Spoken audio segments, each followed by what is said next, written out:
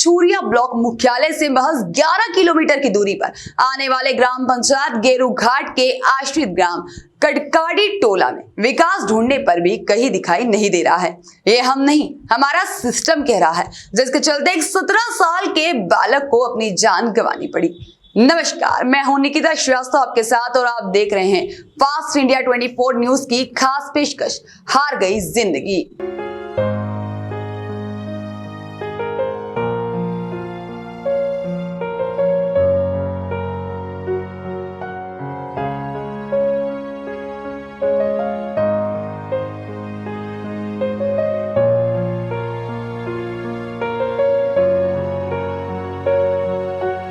इन दिनों लगातार क्षेत्र में तेज बारिश के चलते खेत खलिहान नदी नाले उफान पर हैं।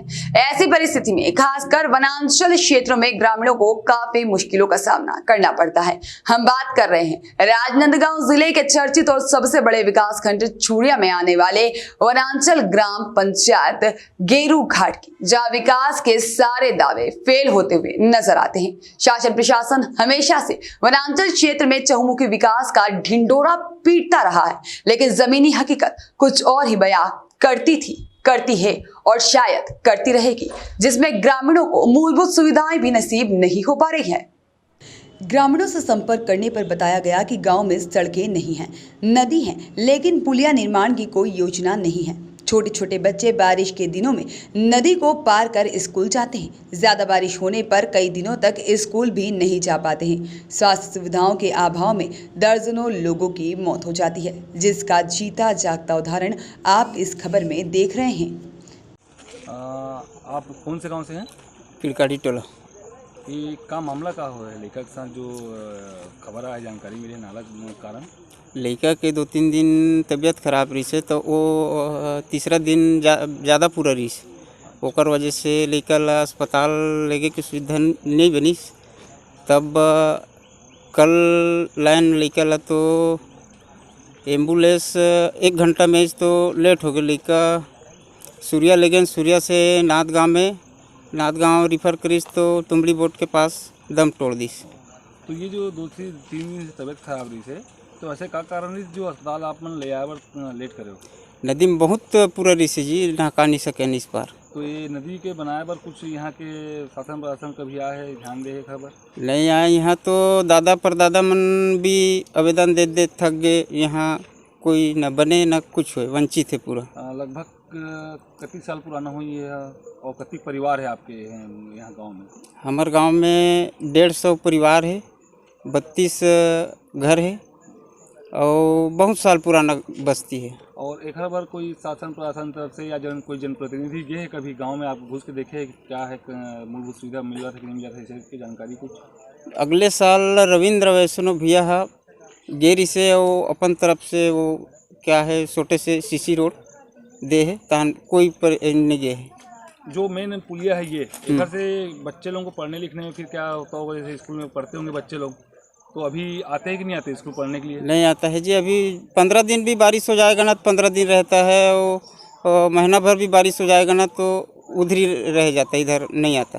तो जैसे कि बहुत सी चीज़ें ऐसे हैं जो इमरजेंसी सेवा में मिल ही नहीं पाता, नहीं मिलता, वंचित है पूरा।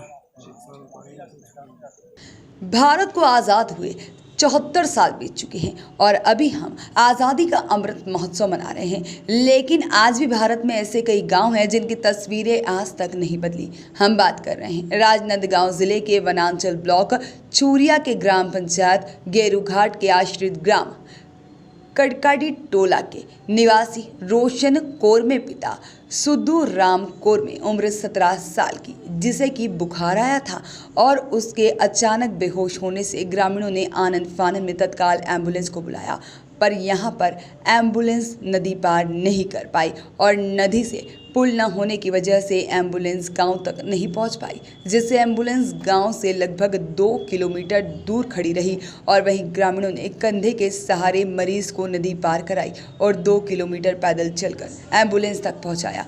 मरीज को सामुदायिक स्वास्थ्य केंद्र छूरिया में भर्ती कराया गया, जहां उसका प्राथमिक इलाज कर स्थिति को देखते हुए राजनांदगांव मेडिकल कॉलेज रेफर कर दिया गया, जहाँ बीच रास्ते में ही नवयुवक ने दम तोड़ दिया। जैसा कि यहाँ कल एक 17 वर्षीय बालक का नाला में आने जाने के चलते और इलाज सही समय में न मिल पाने के चलते जो है उसकी राजनंगो जाते वक्त रिफ़र होने के बाद रास्ते में उनकी मौत हो गई। उस बारे में बताएंगे आप कि ये मामला पूरा क्या है। किरकारी टोला का एक वार्ड है, मतलब घेरूघाट का वार्ड किरकारी टोला, वो वास्तव में छुरिया विकास खंड से महज 15 किलोमीटर के दूर में विकास से वंचित है। यहाँ के जो विधायक हैं उनके घर से मात्र 10 किलोमीटर दूर में किरकारी टोला। आज भी यहाँ पुल नहीं होने के कारण गांव को बारिश के दिनों में आने जाने में बहुत दिक्कत होती है। तो जैसा कि महोदय ये जो है नाला जो है लगभग इसके लिए कितने बार ज्ञापन दिया गया होगा गाँव वालों की तरफ से? गांव वाले की तरफ से कई बार दिया ज्ञापन शासन प्रशासन स्तर में दिया गया है, विधायक से भी जाके मिला गया है, हमारे द्वारा कलेक्टर को भी अवगत कराया गया है, लेकिन अभी तक शासन की निष्क्रियता के कारण यह पुल नहीं बन पाई है। तो जैसे कि 15 साल जो है डॉक्टर रमन की सरकार भी रही, उस वक्त भी इस पर ध्यान नहीं दिया गया। उस समय भी इसका जो है लिखा पढ़ी कर दिया गया था। उसमें उस पर कुछ आगे कुछ कार्रवाई के लिए ये वन विभाग के जगह होने के कारण बीच में एनओसी कारण मामला थोड़ा रुका हुआ था। तो आज जो है गांव वाले जो इनकी मांग है इसके लिए आप कहां तक के जाएंगे? इसके लिए तो कल हम थोड़ा धरना प्रदर्शन करेंगे, पुतला दहन करेंगे, उसके बाद शासन प्रशासन से कलेक्टर से मिल करके इस पुल निर्माण की मांग जरूर करेंगे अपन, जिससे आगे जो है और किसी की जान ऐसे इस नहीं सवाल ही नहीं है, किसी का जान माल आने जाने में सुविधा जरूर किरकारी टोला बना रही। इस दृष्टिकोण से हम लोग शासन प्रशासन से इसका मांग करेंगे, सांसद जी को भी इस विषय को बोलेंगे जाकर के। और जैसा कि बच्चे भी पढ़ने लिखने वाले हैं वो आज शिक्षा से वंचित हैं, जी से पानी से पार नहीं होने के चलते, उनके लिए ऐसा क्या करेंगे आप? उनके लिए हम लोग जनपद पंचायत स्तर से एक प्रस्ताव जिला पंचायत को और कलेक्टर को भेजे हैं कि यहाँ आंगनबाड़ी और स्कूल भी खोला जाए। छुरिया ब्लॉक मुख्यालय से महज 11 किलोमीटर की दूरी पर स्थित है ग्रामीणों का यह गांव। ग्रामीणों के इस दिल दहला देने वाली तस्वीर में शासन प्रशासन पर प्रश्न चिन्ह लग गया है कि क्या यही है गढ़बो नवा छत्तीसगढ़, जहां स्कूली बच्चों को जान जोखिम में डालकर नदी पार कर शिक्षा ग्रहण करने जाना पड़ता है। बीमार व्यक्ति तक एम्बुलेंस नहीं पहुंच पा रही है, कीचड़ से सराबोर सड़कें हैं। इन तमाम प्रकार की समस्याओं से ग्रामीणों को संघर्ष करना पड़ रहा है। ग्रामीणों की समस्याओं के गहराई में जाएं तो यहाँ पर किरकारी टोला के अलावा इन्हीं वनांचल क्षेत्रों के गांव में छोटे छोटे बच्चे जान जोखिम में डालकर नदी पार करते हैं। ग्रामीणों को अनगिनत गंभीर मुसीबतों का सामना दिन भर करना पड़ता है। जब इस मुद्दे को लेकर गांव के सरपंच से बात की गई तो जरा आप भी सुनिए कि उनका क्या कहना है। ये सरपंच हमारे बीच में है, ये बताएंगे यहाँ का हाल, यह मामला जो है ये पुल जो है किस कारण से अब तक के या इस नाला को क्यों अब तक के कुछ नया रूप नहीं दे पाया, ये सरपंच साहब बताएंगे। आप अपना परिचय बताएंगे। मेरा नाम सेवक राम सहारे है, मैं ग्राम पंचायत घेरूघाट का सरपंच हूँ और लगभग हमारे पूर्वजों से 15-20 साल से कोशिश जारी है कि यहाँ कम से कम नदी में एक पुल बन जाए ताकि बच्चा का पढ़ाई है वो ना रुके बारिश के दिन में। और जैसे डिलीवरी वाला हो गया महिला, उसको आने जाने में सुविधा हो जल्दी से और तत्काल वो हॉस्पिटल पहुँच के अपना डिलीवरी ख़त्म कर सके, ये सब दिक्कत है। और मरीज जो भी है यहाँ कम से कम अभी तक ये नदी के वजह से 6-7 लोगों का जान चला गया है। कई बार तो ऐसा होता है कि वहीं से हम लोग को खड़ा होकर देखना पड़ता है और इस पार से खड़ा होकर देखना पड़ता है कि कैसे नहकाए। और जब फूल यहाँ तक आता है पूरा पानी तो वहीं से वापस चला जाता है। जैसे कि सरपंच साहब, इसके लिए आपके द्वारा किस किस को ज्ञापन दिया गया है और उनके तरफ से क्या क्या अनुशंसा मिला? आपको बोला गया है कि ये कब तक के बन जाएगा ऐसा करके? अभी हम लोग की तरफ से हम लोग विधायक को भी दे दिए हैं, वैष्णव भैया को भी लेके आए थे, संसद के पास भी देवाया है और कई अधिकारी है। लगभग कब दिए हैं इसको? लगभग हम लोग 4 महीना पहले दिए हैं और उसके पहले पिछले साल भी दिए थे। नया पंचवर्षीय जैसा लगा उसके बाद विधायक के पास भी 2-3 बार गए, वहाँ भी पेपर छोड़े। आंगनवाड़ी के लिए भी दिया था और कम से कम आंगनवाड़ी अभी नहीं आ रहा है, तो एक ऐसा छोटा सा भवन बन जाए कलमंच टाइप का, तो वहाँ पढ़ लिख के बच्चा। लगभग कितने परिवार होंगे यहाँ? जनसंख्या कितनी होगी? यहाँ लगभग 32 परिवार है और जनसंख्या 150 करीब है। तो जैसा कि इसमें जो है इतनी बड़ी लापरवाही जो ये लोगों के साथ, ग्रामीणों के साथ किया जा रहा है, इसके लिए आप किसको जवाबदार मानते हैं? इसके लिए तो बिल्कुल मैं शासन को ही जवाबदार मानूंगा, क्योंकि शासन के ऊपर और कोई नहीं है, शासन के नीचे हम लोग हैं।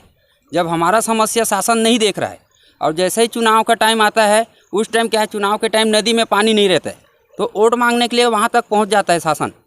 जैसा कि इसके लिए हमारे माननीय मुख्यमंत्री जी तो बहुत अच्छा उनका कहना है कि गढ़बो नवा छत्तीसगढ़। तो क्या आपको लग रहे हैं यहाँ कि वैसा उस प्रकार से यहाँ उसको उस दर्ज पे यहाँ के प्रशासनिक अमला किया जा रहा है काम? नहीं, मेरे को तो बिल्कुल नहीं लग रहा है ऐसा कि उसके द्वारा ऐसा कुछ कार्य हो रहा है हमारे ग्रामीण क्षेत्र में कि कहीं विकसित नज़र नहीं आ रहा है, खास तौर पे ऐसे ग्रामीण में जहाँ मूलभूत का भी बिल्कुल सुविधा नहीं है कुछ। तो शासन अपने नीचे स्तर वाले अधिकारियों को कम से कम प्रेशर दे। हम लोग डायरेक्ट मुख्यमंत्री के पास जाके पेपर नहीं दे सकते हैं। तो आज आप देख सकते हैं सरपंच की समस्या भी आप सुने, आपने देखा इस चीज़ को।